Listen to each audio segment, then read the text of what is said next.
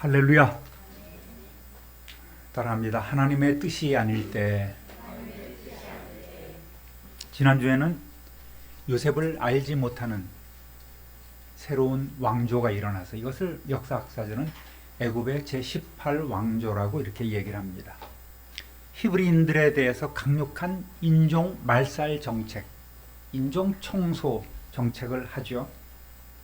그 가운데서 한 레위인 가정에 태어난 아기를 하나님께서 특별히 보호하여 주시고, 어쩌면 적의 심장부인 그 애굽의 공주를 통해서 물에서 건져내 주신 하나님을 우리는 만났습니다. 스데반 집사는 그의 설교에서 당시의 상황을 이렇게 전하고 있습니다. 사도행전 7장 18절에서 20절 함께 읽어보겠습니다. 요셉을 알지 못하는 새 임금이 애굽 왕위에 오르매 그가 우리 족속에게 교활한 방법을 써서 조상들을 괴롭게 하여 그 어린 아이들을 내버려 살지 못하게 하려 할세. 그때에 모세가 낳는데 하나님 보시기에 아름다운지라 그의 아버지의 집에서 4달 동안 길리더니. 아멘. 남자아이를 낳은 모든 이스라엘 백성들은 나일강에 그 아이를 던져야만 했습니다. 모세를 아름답게 보시고 택하신 하나님께서는 그 부모에게 감동을 주시고 특별한 사랑을 베풀게 하셨습니다. 히브리서 11장 23절 함께 읽어봅니다. 믿음으로 모세가 낳았을 때에 그 부모가 아름다운 아이임을 보고 10달 동안 숨겨 왕의 명령을 무서워하지 아니하였으며. 이 아이는 뭔가 특별한 아이구나. 하나님께 사랑받고 또 사람들에게도 사랑받는 그 아이 모세, 차마 버릴 수가 없었습니다. 그래서 담대하게 그 아이를 키우기로 작정을 했었죠. 그런데 금방 위기가 닥쳐온 거예요. 10달 만에 이제는 아기를 더 이상 감출 수가 없게 되었습니다. 점점 더 울음소리가 커지니 옆집으로 조금씩 소문이 번져가기 시작합니다. 누군가 신고하면, 또 애국 관리들이 알게 되면 어쩌면 온 집안이 큰 화를 당하게 될 수 있는 거예요. 그래서 이제는 하나님께 맡기기로 작정을 하고 갈대 상자를 가져다가 물이 새지 않도록 방수 처리를 한 다음에 그 아이를 담아서 나일강과 갈대 숲에 띄워놓았습니다. 그리고 그 아이의 누이인 미리암이 멀찌감치서 이렇게 바라볼 뿐입니다. 그때부터 인간의 모든 노력이 끝이 나고 하나님께 맡기는 그 순간부터 하나님께서는 일하시기 시작하죠. 어떤 일이 벌어집니까? 마침 그때 애굽왕 바로의 딸이 목욕하러 나일 강가로 내려왔다가 거기서 갈대 상자를 발견하고 거기에 담겨져 있는 한 아기를 보게 하신 것입니다. 그리고 핫셉수트로 알려진 공주에게 그 아기를 사랑하는 마음을 주시고 불쌍히 여김을 받게 하시고 그 아기의 어머니 요게벳을 유모로 정하여 기르게 하셨습니다. 이 일은 결코 우연이 아니에요. 치밀하게 하나님께서 하나하나 빌드업 해가시는 거예요. 당신의 뜻을 이루어 가고 있는 하나의 과정이요 계단이었단 말입니다. 자신들은 알진 못했지만 아이의 부모와 누이와 애굽의 공주가 합력해서 위대한 일을 이루게 하시는 하나님의 계획이었고, 또 하나님의 시간에 이스라엘 백성을 당신의 백성으로 삼아 약속의 땅 가나안으로 이끌어내시려는 하나님의 비전이었던 것입니다. 할렐루야. 여러분, 우리 모두에게 이러한 하나님의 비전이 있음을 알아야 합니다. 누구나 우리를 통해서 이루고자 하시는 하나님의 계획에 있음을 우리는 알고 그 계획 안에 우리를 드려야 하는 거예요. 버티면 어리석은 일이 됩니다. 회피하면 죄가 됩니다. 도망치면 하나님께서 징계하실 것입니다. 그러니 일찌감치 하나님께 맡기는 저와 여러분의 삶 되시기를 우리 구주 예수 그리스도의 이름으로 축원합니다. 여러분, 어머니의 손에, 가족의 손에 길러진다는 것처럼 가장 이상적인, 더 좋은 결과는 없겠죠. 굳이 유대인의 자녀 교육법을 말하지 아니해도 잘 아시겠지만, 아이의 친부모가 그 아이를 양육한다는 것은 여호와 신앙을 배울 뿐만 아니라 그들의 언어와 그들의 풍습까지도 히브리인으로서의 정체성을 확실하게 갖게 된다는 것을 의미하고 있는 것입니다. 결과적으로 모세는 저질된 후에 바로의 궁에 들어가서 그녀의 아들이 되었고, 왕자로서 갖춰야 될 애굽의 각종 학문과 종교 교육을 받았습니다. 그렇지만 그 마음속에 이미 히브리인으로서의 정체성을 갖고 있었고, 이 민족을 위해서 내가 할 일이 무엇인가를 생각하는 그러한 마음을 갖고 있었기 때문에 동족의 고난을 마음에 새기며 그들을 사랑하는 마음을 품고 장차 그들을 구원하는 사명을 감당할 수 있었던 것입니다. 요즘은 교사 순환 시대인 것 같아요. 우리 조연아 선생님도 힘든 부분이 있는 것 같아요. 얘기 들어보면 애들이 장난이 아닌 것 같습니다. 학생들의 인권이 우선인가? 또는 교사 학습권이 우선인가라는 그런 논쟁으로 요즘 시끄럽지 않습니까? 사실 라떼를 얘기를 하고 있지만은 옛날에는, 지금 생각하면 저런 사람이 어떻게 교사가 되었을까라는 그런 생각을 갖고 있는 몇 분이 지금도 기억이 나요. 저를 사랑해주고 잘 이끌어준 선생님도 기억이 나지만, 특별히 아주 제가 볼 때 악하게 굴었던 그런 선생님도 기억이 나긴 합니다. 그러니까 이런 것들이 참 서로 간에 조화가 이루어지는 결과를 얻어야 되는데, 학생들도 점점 더 독해지고, 더구나 요즘 K 학부모 얼마나 드셉니까? 소송에, 협박에, 내가 누구인지 아냐고, 시도 때도 없이 수백 통씩 하루에 전화도 하는 사람도 있다죠. 교사들이 점점 더 코너에 몰리고 있는 것 같아요. 학교 기능이 많이 상실되어 가고 있습니다. 학교도 아예 포기해버리는 것 같아요. 교육을 놓아버린 것 같아요. 정상적인 교육은 학원에서 이루어지고, 학교에서는 애들 그저 붙잡아 놓는 일만 하고 있는 것은 아닌지, 이러한 염려도 있게 되는 것입니다. 문제는 뭐겠습니까, 여러분? 자녀 교육이나 신앙 교육은 어디서부터 시작되는 거예요? 가정에서부터 시작되는 것이죠. 문제 부모가 문제 아이를 만드는 것 아니겠습니까? 이거는 누구나 다 아는 거예요. 그런데 그거를 이 부모들은 인정하지 않아요. 믿음 없는 부모가 자녀들의 미래를 망치고 있는 것입니다. 사랑하는 우리 성도 여러분, 자녀들과 다음 세대를 위해서 기도 많이 하고, 또 꼰대 노릇하기를 두려워하지 마십시오. 지혜롭게 하시면 됩니다. 할 말은 해야죠. 우리 현아 선생이나 이래 선생님도 있지만은, 이제 저 세대도 왜 아이들이 볼 때 꼰대야.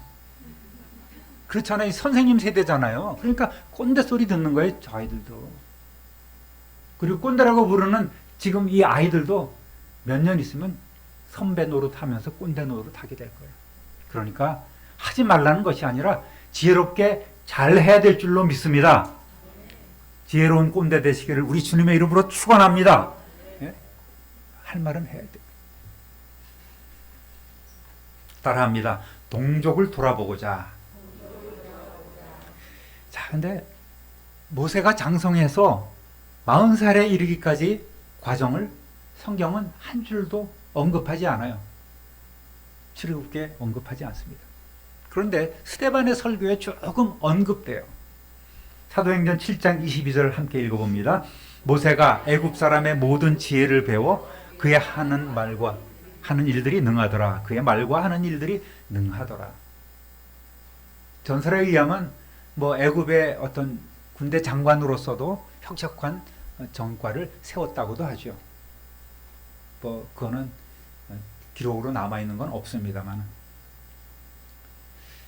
왜 모세가 성장하는 과정을 이야기하지 않았을까? 단 한 줄로 아주 후대에 스데반이 죽음을 앞두고 그의 설교 가운데에 이러한 언급을 했을까? 제가 모세의 학보를 좀 알아봤습니다. 컴퓨터를 다 이렇게 쳐갖고 학보를 알아봤더니 하나도 나오지 않아. 그래서 지금부터 제가 얘기하는 거는 우리 젊은 사람들 얘기로 뇌피셜이야. 요셉의 학보를 잘 보니까 애굽의 황실 유치원을 나왔더라고요. 그리고 최고 명문인 이 애굽 초등학교, 그 다음에 나일 중고등학교를 나왔더라고요. 그 다음에 국립 애굽대학교를 우수한 성적으로 졸업했어요. 정치학 전공에 교육학에 또 군사학에 경제학에 이런 것들을 부전공으로 이수했어요. 그러니까 최고등으로 졸업했고, 여기 성경 이 스데반이 얘기했듯이 모든 지혜를 배워 그의 말과 하는 일들이 능했다는 거예요. 그렇죠? 이제 여러분 학벌을 알게 됐죠? 조금 모세에 대해서. 예. 모세의 나이가 40세가 됐어요. 그런데 한 사건이 일어나는 거예요. 당시 남자 40이면요 이미 결혼도 하고 빠르면 손주도 볼 나이예요. 그런데 이 모세는 혼인을 계속 미루고 있는 거예요. 자기는 히브리인이잖아요. 그런데 지금 모든 히브리인들은 노예 생활을 하죠. 그러니까 히브리인들하고 결혼할 수도 없어. 자꾸 자기의 어머니와 또 왕실에서는 공주죠. 공주 어머니와 왕실에서는 너 빨리 결혼해. 애굽에 명망 있는 가문 아가씨를 교수를 자꾸만 소개팅 시켜주고 만나라 그러고 혼인을 하도록 종용했지만 내키지는 않는 거예요. 그러다 보니까 자꾸 미루고 어느새 40이 되었습니다. 40이 다 되도록 장가를 못 가. 안 간 건지 못 간 건지 나는 몰라 그런 노래도 있습니다만은, 예. 출애굽기 2장 11절 한번 읽어보겠습니다. 모세가 장성한 후에 한 번은 자기 형제들에게 나가서 그들이 고되게 노동하는 것을 보더니 어떤 애굽 사람이 한 히브리 사람 곧 자기 형제를 치는 것을 본지라. 여기서 한 번이라는 말은 좀 번역이 약간 잘 못 되었습니다만은 우연히 그런 동족들의 거주지로 가본 것이라는 의미가 아니에요. 그가 성장했고 때가 이르러서 동족을 찾아갔다는 의미가 되는 것입니다. 스데반은 계속해서 이렇게 증거하고 있어요. 7장 23절 시작. 나이가 40이 되매 그 형제 이스라엘 자손을 돌볼 생각이 나더니, 이게 핵심이에요. 40이 돼서 평소에 동족들을 어떤 방법으로 도울 수 있을까를 많이 고민했을 것입니다. 이제 그 나이가 되자 어느 정도 자신의 영향력을 발휘할 지위와 권세가 주어지고, 그리고 자기 동족들을 돌아볼 생각이 나게 된 거예요. 내가 더 이상 이 애굽의 궁궐 안에서만 머물러서는 안 되겠다. 동족들을 찾아봐야지 하면서 그러한 목적을 가지고 찾아가게 된 것입니다. 히브리서 11장 24절 한번 읽어보겠습니다. 믿음으로 모세는 장성하여 바로의 공주의 아들이라 칭함받기를 거절하고, 이것이 모세의 속마음이었던 거예요. 내가 이제는 애굽인으로 사는 것이 아니라 히브리인으로서 살아가야 하겠다. 더 이상 이대로는 안 되겠다 생각을 하고, 왕자로서 누려왔던 모든 기득권을 내려놓고 형제들을 돌볼 준비를 하고 그러한 마음을 먹고 있던 차였습니다. 자, 그런데 어떤 일이 일어납니까? 따라합니다. 혈기는 대책이 없습니다. 노예가 돼서 고되게 노동하고 있는 동족을 돌아보는 그 가운데 한 광경을 보게 되는 거예요. 애굽 감독이 무자비하게 한 사람을 때리고 있는 것을 보게 된 것입니다. 출애굽기 2장 12절 함께 읽어보겠습니다. 좌우를 살펴 사람이 없음을 보고 그 애굽 사람을 쳐 죽여 모래속에 감추니라. 충격적인 일이 벌어지죠. 동족이 무참하게 짓밟히는 것을 보고 참을 수 없었던 모세는 남이 알지 못하도록 나름 용이 주도하게 애굽인 감독을 쳐 죽이고 맙니다. 이거는 심각한 범죄, 계획살인이란 말입니다. 전쟁에 나가서 적군을 이렇게 죽이는 그러한 상황이 아닌 거예요. 민간인을, 그것도 애굽의 관리를 사사로운 그런 감정을 가지고 계획적으로 죽여 없앤 것입니다. 그리고 시신을 모래 속에 묻어 유기를 해버리고 맙니다. 동족을 사랑하는 마음으로 동족을 학대하는 애굽인에 대해서 의분을 내서 살해까지 했지만, 그러나 하나님 앞에 이것은 전혀 합당한 일이 아니었던 거예요. 기도 없이 행한 아주 경솔한 행동이었던 것입니다. 아무도 모를 줄 알았죠. 그러나 하나님은 알고 계셨고 그것을 목격한 이들이 있었단 말이에요. 13절 14절 함께 읽어봅니다. 이튿날 다시 나가니 두 히브리 사람이 서로 싸우는지라. 그 잘못한 사람에게 이르되 네가 어찌하여 동포를 치느냐 하매 그가 이르되 누가 너를 우리를 다스리는 자와 재판관으로 삼았느냐? 네가 애굽 사람을 죽인 것처럼 나도 죽이려느냐? 모세가 두려워하여 이르되 일이 달로 되었도다. 여기서 그 잘못한 사람에게 말합니다. 잘못한 사람은 모세가 보기에도 악한 일을 저지르고도 반성할 줄 모르고 오히려 적반하장격으로 상대방을 때리기는 그런 동족이었단 말이에요. 요즘 얘기하는 일종의 건달이었던 것 같습니다. 모세는 애굽의 노예가 돼서 서로 돕고 서로 위해주는 생활을 하지 못할지언정 오히려 동족들과 갈등하며 완력을 휘두르는 사람을 책망했던 거예요. 그런데 이게 무슨 일입니까? 책망받은 사람이 뭐라 그래요? 누가 당신을 우리의 지도자와 재판관으로 세웠단 말이에요. 당신이 애굽 사람을 때려 죽이더니 이제 나를 죽이려고? 그렇다면 어디 한번 때려보시오. 때려보라고. 하면서 막 머리를 디밀면서 젊은 사람 표현대로 엉기는 거야. 모세가 아주 곤란해졌습니다. 마음이 쿵 내려앉았어요. 다 들통났구나. 잡히면 끝이다. 두려움에 휩싸인 거예요.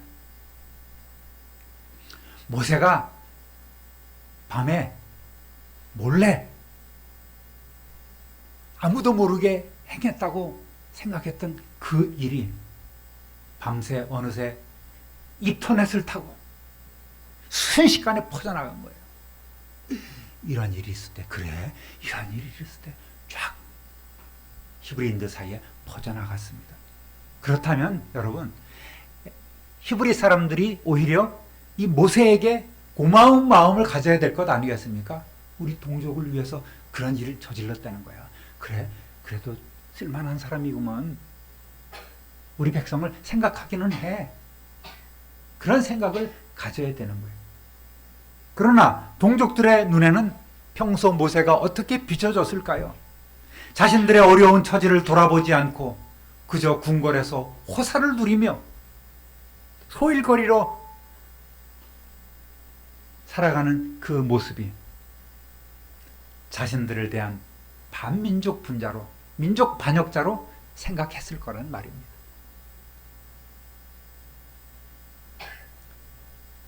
더구나 악한 이들은 오히려 모세가 자신들에게 선의로 행한 일을 협박거리로 삼아버렸습니다. 완전 범죄인 줄 알았는데 하루도 안 되어서 애굽 감독을 때려 죽인 일이 탄로 나버리자 동족을 사랑한다면서 자신의 혈기를 내세웠던 모세는 이젠 애굽 사람에게도 또 동족에게도 환영받지 못한 존재로 추락하고 말았습니다. 그 결과는 걷잡을 수 없이 일파만파를 불러옵니다. 따라합니다. 쫓기는 인생이 됩니다. 15절 읽어볼게요. 바로가 이 일을 듣고 모세를 죽이고자 하여 찾는지라 모세가 바로의 낯을 피하여 미디안 땅에 머물며 하루는 우물 곁에 앉았더라. 아멘. 도망갈 수밖에 없죠. 역사가들은 당시의 상황을 이렇게 보고 있습니다. 당시 애굽 왕은 탄압을 시작했던 투트모세 1세의 손자인 투트모세 3세였는데 어릴 때 왕자에 오르자 장모이자 대비인 공주 핫셉수트의 섭정을 받았습니다. 이때 핫셉수트는 여성 파라오로 이름을 올립니다. 실존 인물이에요. 여자 파라오로서 이러한 황금 가면이 존재하고 있습니다. 한번 이들의 가계도를 한번 볼게요. 애굽의 제18왕조입니다. 요셉을 알지 못하는 새로운 왕조가 일어났죠. 그 사람이 투트모세 1세예요. 그리고 그의 아내가 아흐모세입니다. 둘 사이에 딸이 태어났어요. 바로 모세의 양어머니 핫셉수트입니다. 근데 아들이 없어. 그러니까 대를 잇기 위해서는 뭐를 드려야 돼요? 네, 후궁을 드려야 됩니다. 그래서 무트네페르트라는 후궁을 들여서 아들을 하나 낳아요. 투트모세 2세가 된 거예요. 투트모세.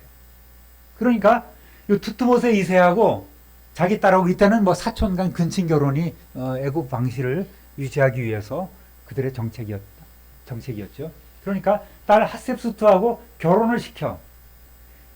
그러면 아들을 낳았어야 되는데 또 딸을 낳은 거예요. 그 이름이 네페투레의 딸인 거예요.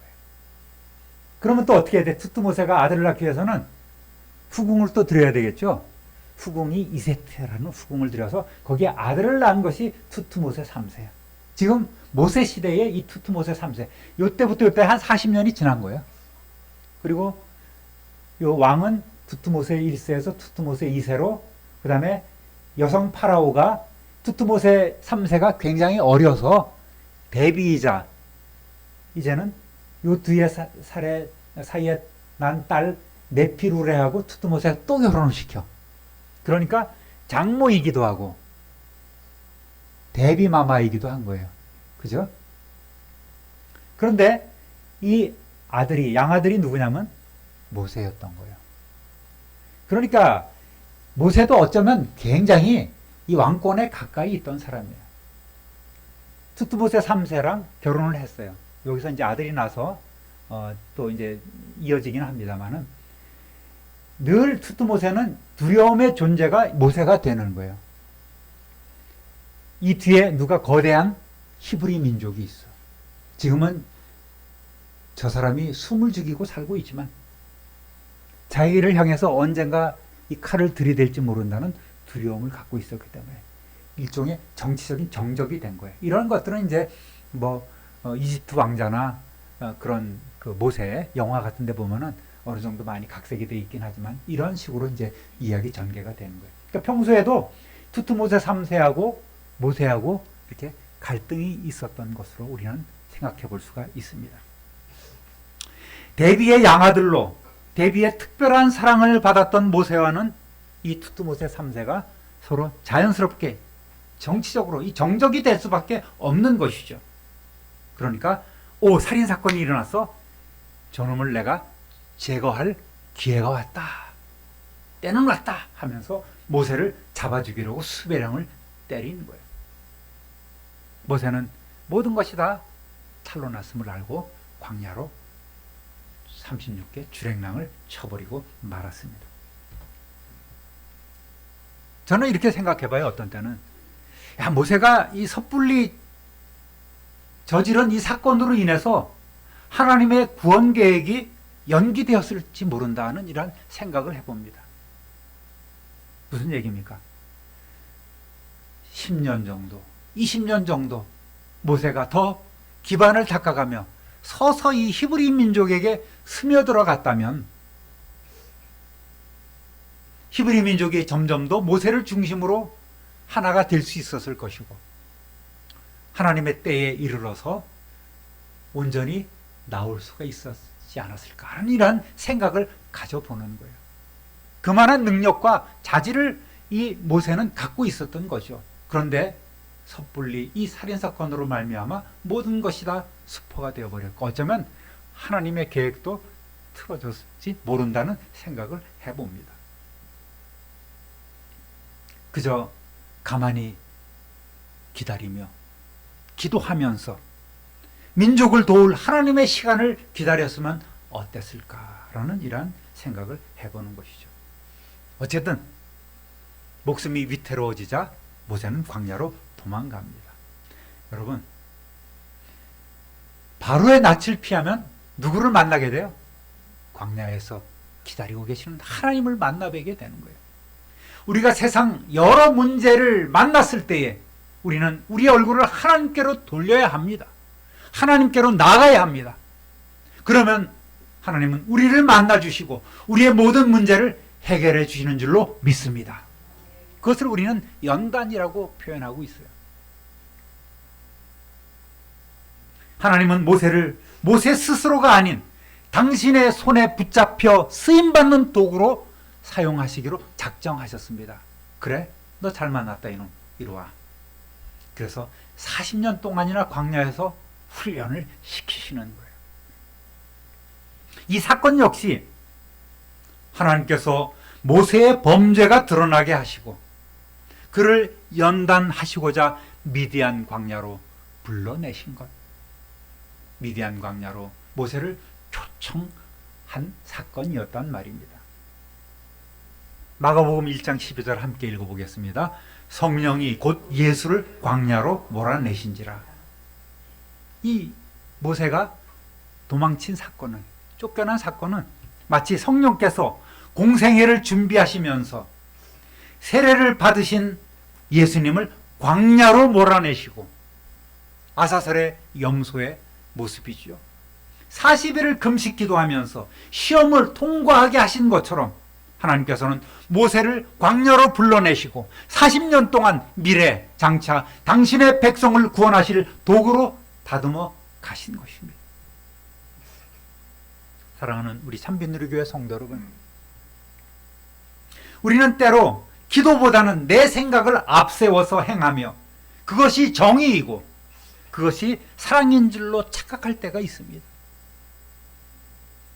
내가 이것이 바른 길이라고 생각을 하는데 왜 막는 거야? 내가 너희를 위해 이런 일을 했는데 하면서 교만에 빠지게도 됩니다. 그러나 여러분, 이러한 것은 오히려 이웃의 마음을 상하게 하고 하나님의 마음을 아프게 하는 죄로 나타날 때도 있음을 알아야 합니다. 선이든 아니든 죄는 감출 수가 없는 거예요. 하나님의 공의 앞에 우리의 모든 죄는 낱낱이 드러나게 돼 있는 것입니다. 그렇지만 겸손한 마음으로 하나님 앞에 우리의 죄를 자복하며 하나님 앞에 나아가면 참 좋으신 하나님 아버지께서는 우리를 만나주시고 우리의 모든 문제를 해결해 주시고 하나님의 능력의 손으로 우리를 붙잡아 귀한 사명의 도구로 사용해 주실 줄로 믿습니다.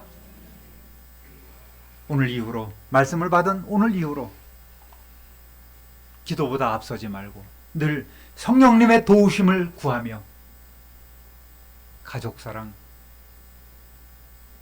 교회 사랑, 성도 사랑, 이웃 사랑, 나라 사랑도 주님 안에서 실천해가는 저와 여러분 되시기를 우리 구주 예수 그리스도의 이름으로 축원합니다. 축원합니다. 축원합니다. 존귀하신 하나님 아버지,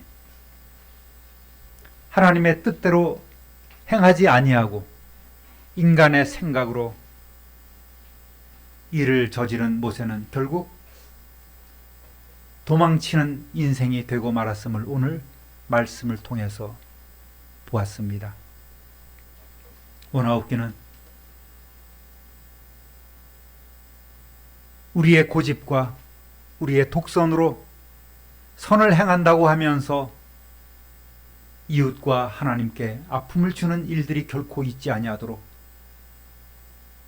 우리를 더 낮춰주시고 겸손케 하여 주시고 하나님의 뜻을 분별하며 하나님 뜻대로 살아갈 수 있는 겸손한 성도들이 되기를 소원합니다. 자녀를 더 말씀으로 양육하며 믿음으로 양육하며 도와주며 우리도 기도하는 부모가 되게 하시고 기도하는 자녀들이 되게 하여 주옵소서. 하나님 나라와 이 나라를 위해 위대하게 쓰임받는 일꾼들 되게 하여 주옵소서. 우리 구주 예수 그리스도의 이름으로 축복하며 기도 올립니다. 아멘.